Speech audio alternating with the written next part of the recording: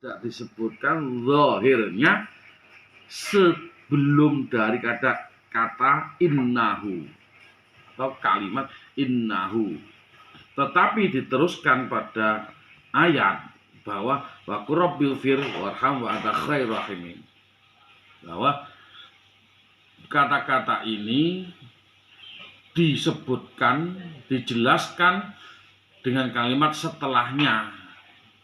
Tujuannya adalah untuk mengingatkan dan menegaskan agar kerugian orang kafir tidak ada keberuntungan buat mereka.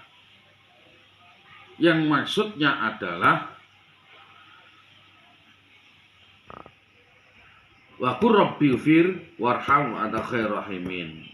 Dan katakanlah, ya Tuhanku, berilah ampun dan berilah rahmat, dan Engkau adalah pemberi rahmat yang paling baik.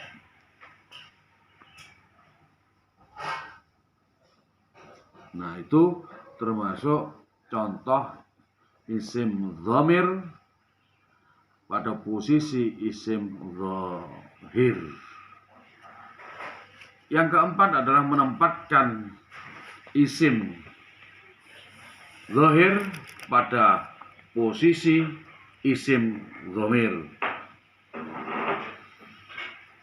Di dalam bahasa Arab, jika sesuatu telah disebutkan sebelumnya kemudian ingin diulang, maka cukup dengan menyebutkan isim dhamir.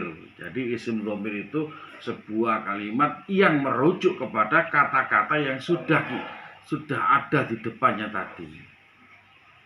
Namun dalam kajian balaghah terkadang ini tidak berlaku dan isim dhahir tersebut tetap disebutkan dan diulang pada kalimat selanjutnya. Pada ayat surah At-Taubah ayat 25-26, A'udzubillahi minasyaitonirrajim. Bismillahirrahmanirrahim. Tsumma anzalallahu sakinata ala rasulihi wa 'alal mu'minina wa anzala junudan lam taraha wa 'adzaba alladziina kafaru dzalika jazaa'ul kafirin. Ini cerita daripada perang, yaitu dinamakan perang Hunain. Di situ kemenangan daripada orang mukmin, kemenangan orang mukmin bukan dilihat dari jumlahnya yang banyak, bukan dilihat daripada jumlah yang banyak, tetapi kemenangan tersebut diperuntukkan kepada nilai-nilai tauhid, nilai keimanan yang bahwasanya peperangan tersebut dimenangkan disebabkan karena bantuan dari Allah dalam peperangan tersebut, bantuan dari tentara Allah untuk kemenangan tersebut.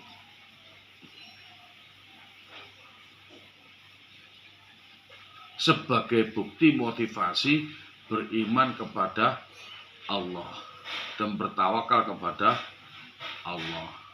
Nah, isim dhamir daripada laqad nasarakumullah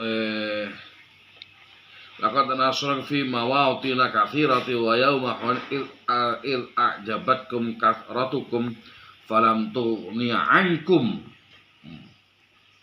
wa dhaqat 'alaikumul ard wa dhaqat 'alaikum. Isim dhamir 'alaikum dialihkan penggunaan isim dhamir pada lafaz, yaitu wa anzala junudan lam taraha wa 'adzabal ladzina kafaru. Itu yang atau alaikumul ardu bima rahabat tsumma walaitum mudbirin. Untuk yang kelima, menempatkan lawan tutur yang tidak ingkar pada posisi orang yang ingkar. Seperti dijelaskan bahwa berita yang disampaikan kepada lawan tutur disesuaikan dengan kondisi, yaitu tidak menggunakan huruf tauhid bagi lain tutur yang tidak mengingkari berita yang akan disampaikan. Namun terkadang ungkapan keluar dari aturan ini dengan memakai huruf tauhid, padahal lawan tutur bukanlah orang yang mengingkari berita orang yang disampaikan. Sebagaimana contoh di surah Hud ayat 37,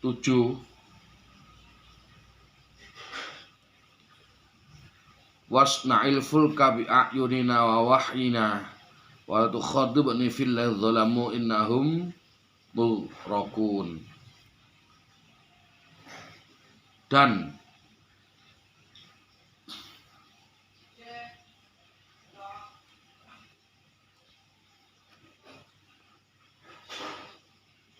maaf ada ya betul, dan buatlah bahtera. Ini mohon menempatkan lawan tutur yang tidak ingkar pada posisi orang yang ingkar. Dan buatlah bahtera ini itu dengan pengawasan dan petunjuk wahyu kami, dan janganlah kamu bicarakan dengan aku tentang orang-orang yang zalim, sesungguhnya mereka itu akan ditenggelamkan. Ini cerita daripada Nabi Nuh, di mana bahtera yang pengawasan dan petunjuk wahyu kami, dan janganlah kau bicarakan dengan aku tentang orang yang zalim, sesungguhnya mereka itu akan ditenggelamkan. Ini perkataan yang memakai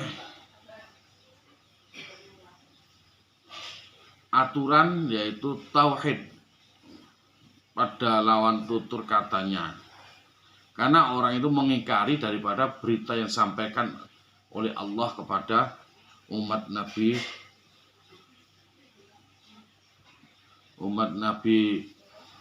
Nuh pada saat itu. Wasnal fulka bi ayunina, sehingga orang yang percaya dengan adanya banjir itu, maka orang itu akan mengikuti Nabi Nuh. Tetapi kalau tidak percaya, maka dia akan terkena banjir. Yang keenam, menempatkan lawan tutur yang ingkar pada posisi orang yang tidak ingkar. Kalau yang pertama tadi, menempatkan lawan tutur yang tidak ingkar pada posisi orang yang ingkar. Kalau ini menempatkan lawan tutur yang ingkar pada posisi orang yang tidak ingkar. Kebalikan yang nomor 5 dengan yang nomor 6. Nah, ini memberikan sesuatu dengan tidak menggunakan huruf tauhid pada lawan tutur yang ingkar akan berita tersebut. Nah, ini tidak ingkar, tetapi di dalam pemberitaan tersebut sudah menjadi keimanan atau kekuatan daripada tauhid. Sudah dijelaskan di surah Al-Baqarah ayat 163. A'udzubillahi minasyaitonirrajim.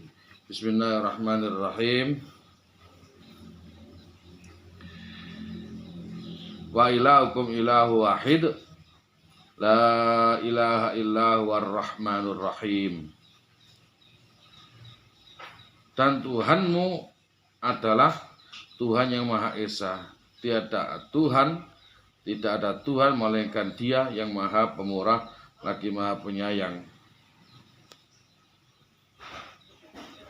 Maksud daripada ayat ini adalah bahwa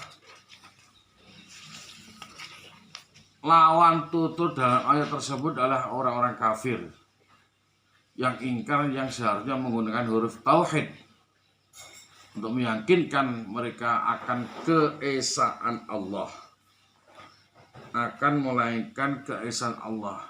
Namun dalam ayat ini tersebut deviasi yang bertujuan untuk menyatakan bahwa sudah ada bukti yang dapat mendorong mereka untuk beriman. Saya ulangi, wa ilahukum ilahu wahid la ilaha illa huwar rahmanur rahim. Dan Tuhanmu adalah Tuhan yang Maha Esa, tidak ada Tuhan melainkan Dia yang Maha Pemurah lagi Maha Penyayang.